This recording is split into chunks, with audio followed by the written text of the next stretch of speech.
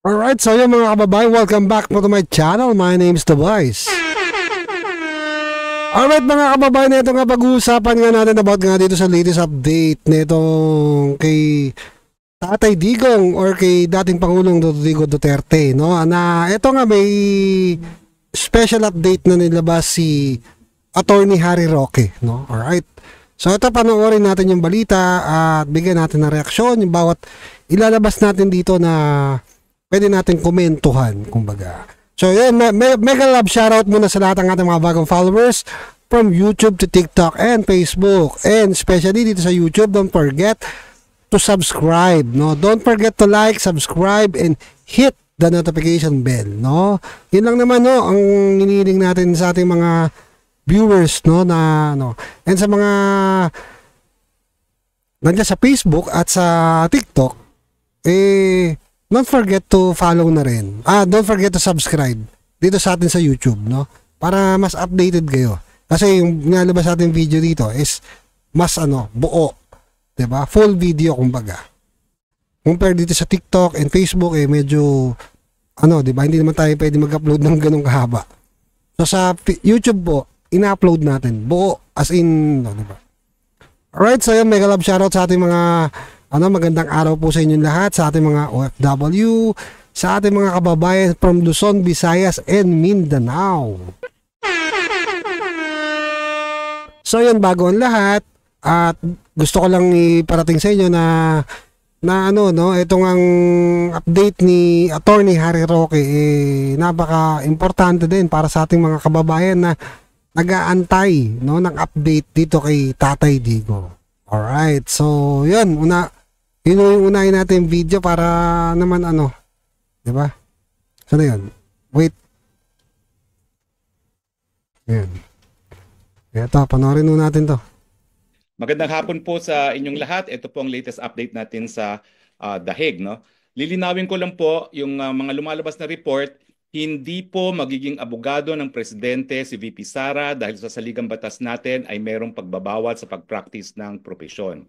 So ang kanyang karapatan po bumisita ay birang anak, no? So ulitin ko po, hindi siya papasok bilang isang abogado. Pero kanina po, alas 9 hanggang alas 10:30 ay nakapasok po at nakabisita si Executive Secretary Medialdea, former Executive Secretary Medialdea, at importante po na malaman ninyo kung anong lagay ng ating presidente. So ES, kamusta po ang ating presidente? Magandang hapon po sa inyong lahat. Okay naman siya. He's in very high spirits.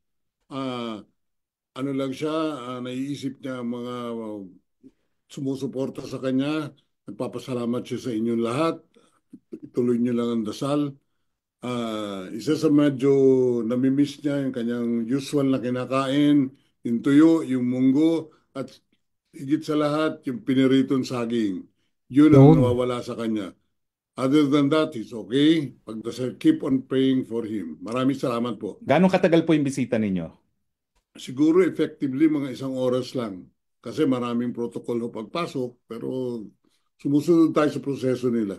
Ano naman po itsura ni Presidente Duterte? Maganda naman itsura niya. Medyo nakahabol na ng konting tulog. Yun, okay naman. Meron ba po siyang mensahe para sa mga nagmamahal sa kanya dito sa buong mundo? Tinanong ko siya niyan. Sabi niya, mahal na mahal ko kayong lahat. At maraming salamat sa lahat ng suporta na binibigay ninyo sa akin at sa aking pamilya. Okay. So, maraming salamat ES. Si ES po ay nagmamadali. Nasa baba ng kanyang sundo. We will give you the latest update pag meron naman po. Maraming salamat po. From The Hague, Harry Roque po, your spokes. Bye-bye.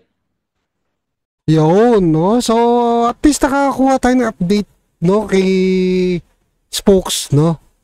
Kay Attorney Harry Roque. Diba? Sabi niyo, diba, tawag na sa kanya spokes. Tapos kay Mediala, ang tawag sa kanya ES, no? So, ang ganda nga na ito, diba? Kung yan yung magiging tawag na sa kanila. Diba? Kasi hindi naman malabo na pumasok pa rin sila sa politika. Susunod, diba? Senator ES. Tapos, Senator Spokes, Harry Roque. So at least nakakakuha tayo ng mga update mga kababayan, no? Ayun nga na okay naman po ang ating Tatay Digong, at yun nga sinabi ni ES, di ba, na patuloy po natin ipagdasal ang ating Tatay Digong. No? At siyempre, pagdasal po natin ang kanyang pamilya. So, habang tayo dito ay naghihintay sa kanyang pagbabalik at mabigyan po sana ng pagkakataon na ng International Court, no, ng ICC na ibalik na ang aming tatay dito. Please lang, ibalik nyo na. Kung ano lang fake news lumalabas dito, pati yung mga patay na hindi naman kasali sa EJK, sinasali nila. Diba? Kung totoong for humanity kayo, sana maintindihan nyo. Diba? At doon pa lang makikita ninyo na buong mundo, marami nagmamahal kay Tatay Digong. Diba? Hindi lang Pilipino, pati banyaga bumibilib sa kanya. Diba? So, yun lang. Maraming salamat, Attorney Harry Roque. Spokes. Yan. So, ito naman, panoorin natin ito sa pambalita.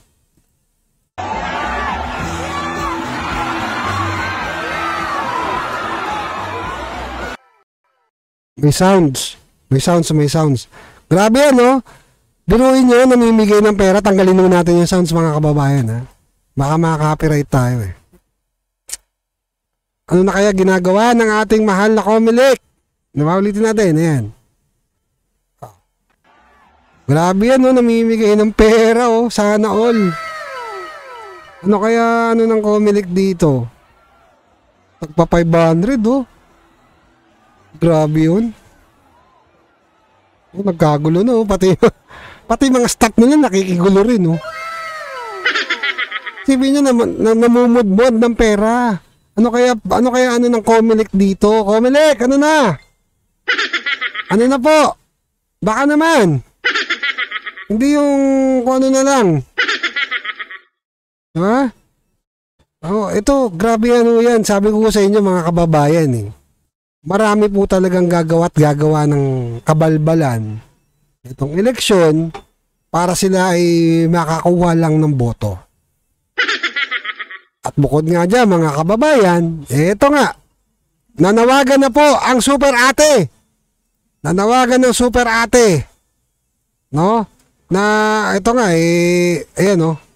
Sa pagkaka-aresto ni ex-president Duterte, nais paimbestigahan sa Senado.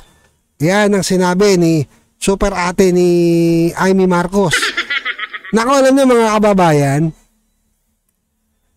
ito lang, aminin man natin o hindi, medyo kinakabahan.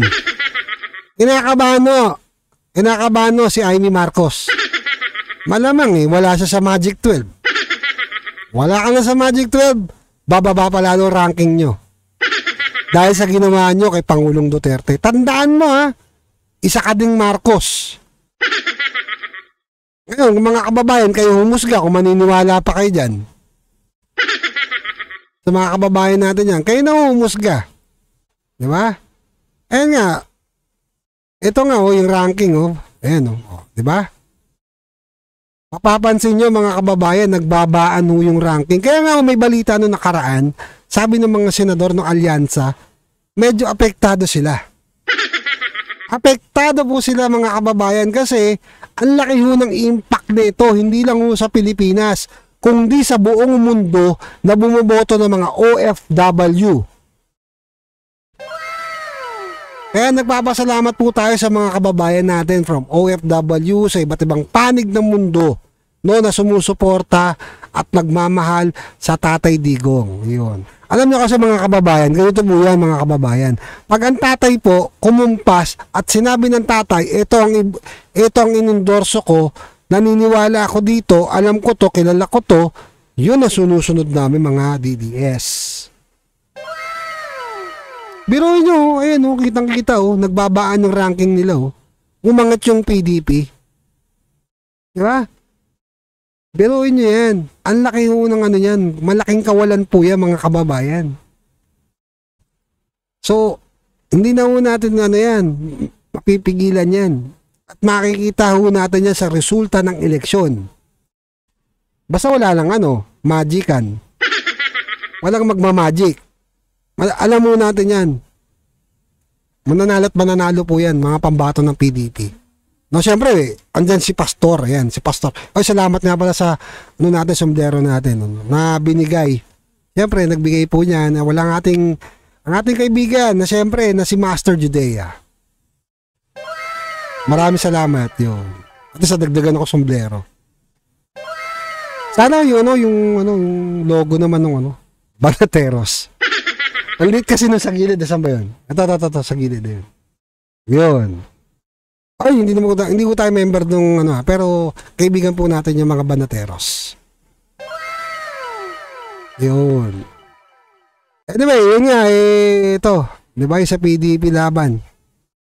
Talagang umangat po talaga yung mga nila, ranking nila, no? At ito nga, bukod nga dyan, nangangamba na rin, ho. Ayan, ho. Parang kumakambyo na, ho. Ang Quadcom. Ayan, sa balita. Ayan, panoorin. Tignan mo natin. Ayan, Quadcom. Diba, lakayan natin konti. Ayan. Quadcom, nanindigan na hindi kami makipag-ugnayan sa ICC. Sinabi na ni Marcos yan. Hindi na kami naniniwala. Ngayon niya pa sasabihin niya, nandun na si Tatay Digong.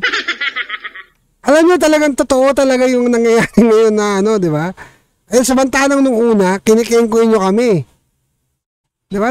Kinikengkuin nyo kami doon sa pagdididig dyan sa na yan, sa Congress, sa House, about dyan sa EJK. Ano ngayon, masasabi ninyo? Yun, yung mga peking lumalabas, no? Na trending na si Aling Sheila. At yung doktor na sinasabi nilang hindi naman talaga kasali doon. Yung kanyang ama, hindi naman talaga namatay sa EJK. Ano kayo masasabi ng mga to? Diba? Kasi nararamdaman po nila yan, mga kababayan. Maniwala kayo sa hindi, nararamdaman po nila yan. Nararamdaman nila yan dahil malaki hong kabawasan yan sa boto nila. Lalo na, yung tumatakbong gobernador dyan, nako, saan ka pupulutin? Ewan na lang. Kumambyo sila, di ba? Pati si Ace Barbers. O, di ba? Pati ito si Abante. Mga nagsisikambyuhan kasi alam nyo yun. Alam nyo yun, mga kababayan, kahit sa ang panig ng Pilipinas o mundo, di ba? Meron at merong supporter ang Pangulong Duterte. Hindi mawawala yan. Kaya ngayon, ayan, mararamdaman nyo yan. Mararamdaman nyo ang hagupit at lalatay ang boto ng bawat Pilipinong nagmamahal kay Pangulong Duterte.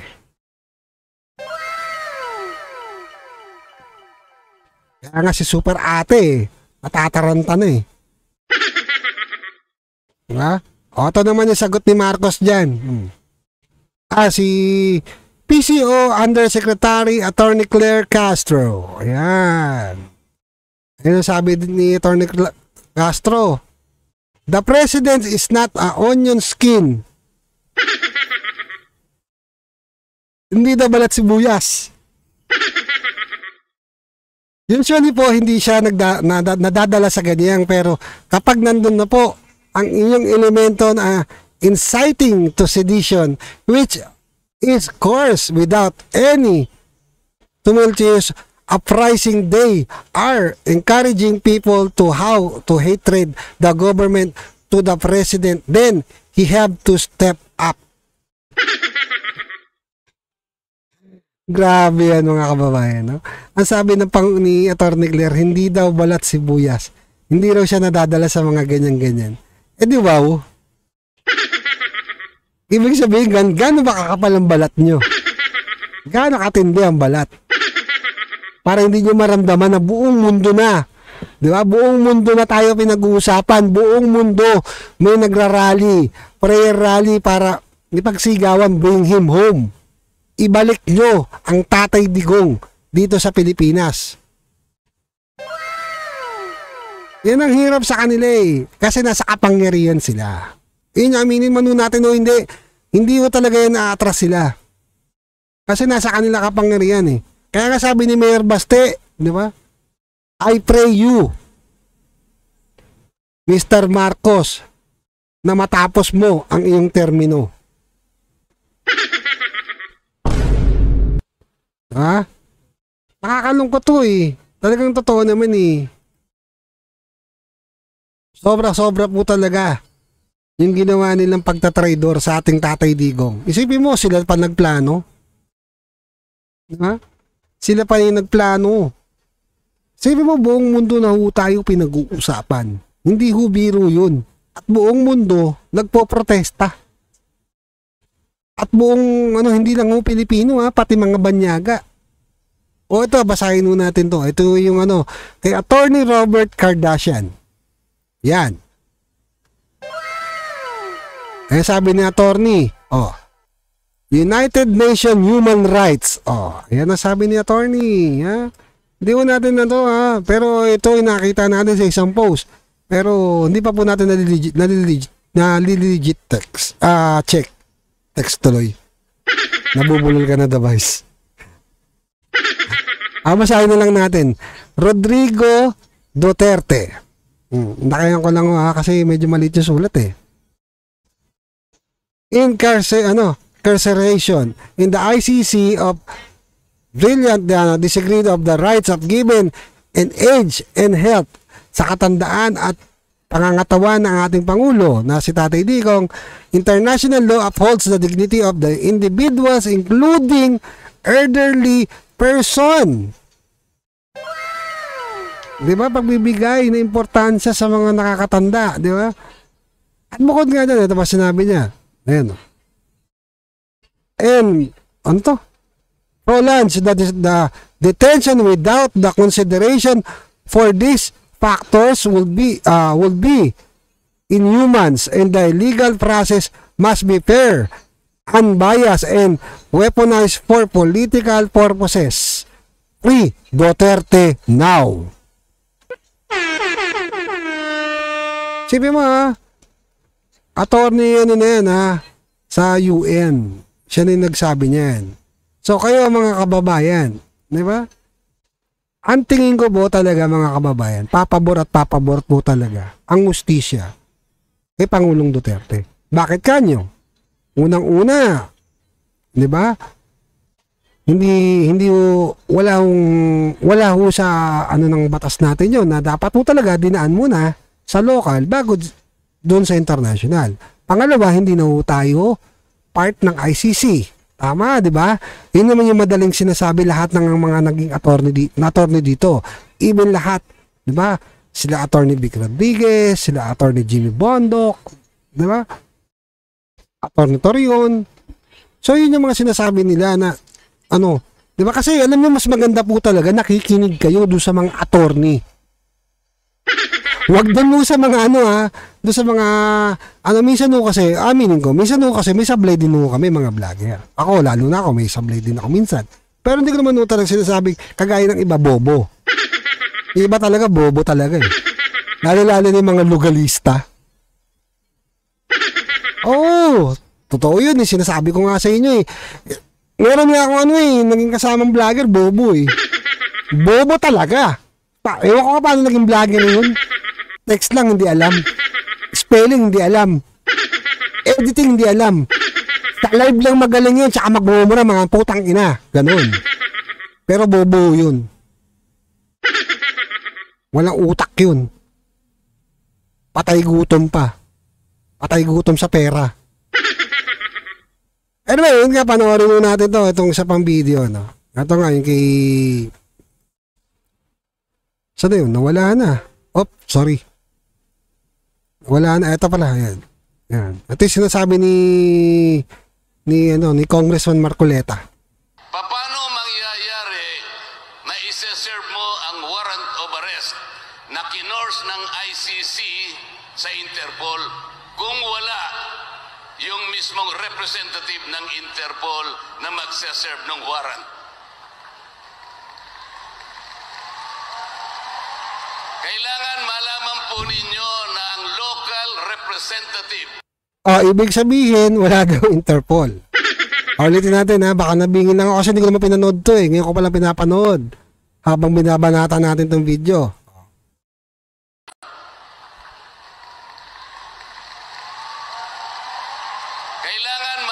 ulit natin. na kinors ng ICC sa Interpol kung wala yung mismong representative ng Interpol na magsaserve ng warrant. Kailangan malaman po ninyo na ang local representative ng Interpol dito sa ating bansa ay yung tinatawag na PCTC. Ito po Para malinaw lang po. yung Philippine Center on Transnational Crimes. Bakit wala po yung executive director ng PCTC na siya dapat ang personal na nag-serve ng warrant of arrest? Ang nag-serve po ay yung General Torre na wala pong karapatang gumawa ng bagay na yon. Ang dapat po na gumawa nun ay yung representative ng Interpol na hanggang ngayon ay hindi pinapaliwanag ng pamahalaan. Ang bumasa ng Miranda Rights. Yung Miranda Rights po ay pangkaraniwan yung naririnig pag nanonood kayo ng mga nobela sa TV. You have the right to remain silent, you have blah blah blah. Anything that you will say will be utilized against you in any courts of law. You have the right to... Yun. So, putol na. Yun na lang nandun. Yun na nakuha natin video eh. So, yun nga, di ba? Sinasabi nga ni Congressman Marcoleta, Miranda rights, di ba? Babasahan ka na Miranda rights. Karapatan mo, manahimik. Karapatan mo na kumuha ng abogado. Kung wala ka abogado, bibigyan ka ng abogado ng ating gobyerno. Kasi nasa budget naman yun. Ewan kasi napunta. Joke lang. Ano, yun nga, di ba? Yun nga pinapalawanag ni Congressman Marcoleta. Na dapat po talaga merong representative. Pero ang nangyari po talaga, nakita naman nun natin mga kababayan. Puro pulis yun nandun. Tapos si General Torre nandun. Siya yung humuhuli.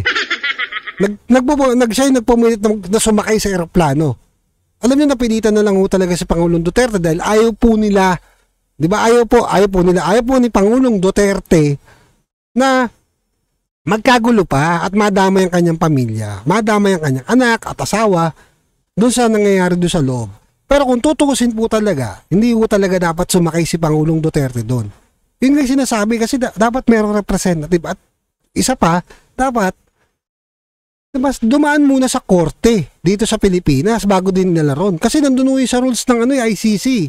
Di ba, nasa batas ng ICC. Di ba, yung, sa proseso nila, nandun yun. Kung nangyari ngayon, pinilit nila. Kasi ang nangyari ko talaga, pinalano nung 4. Di ba? Si Gibo, si Anyo, si Rimulya, at si Pangulong di ba? Bangag. Marcos, na ayaw magpa-drug test. Alam niyo, hindi masisisi mga galit sa inyo ng tao. Kahit ako, nagagalit ako sa inyo. Sana hindi tama yung iniisip ko. Di ba? Na merong something. Ayoko sabihin pero ayoko magpanguna Pero tumatakbo sa isip ko, merong something. Something na di ba? So, ayun lang namang mga kababayan. Ito naman, mayroong pagkakahalin tulad.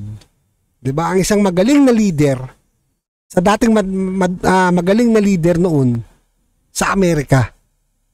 Di ba? Nasikat din noon na presidente at sikat na sikat din sa buong mundo. O ito, tingnan natin ito. Yan. O, di ba? Mga kababayan, sino hindi makakakilala dyan?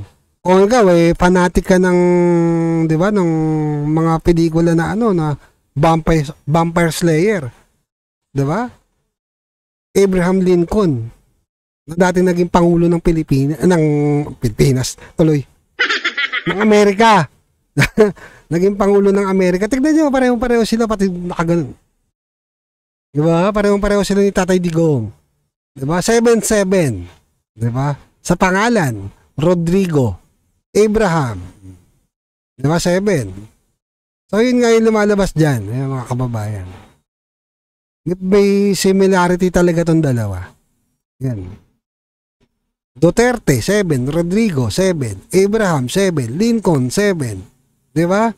At pareho silang naging di ba? 16 president.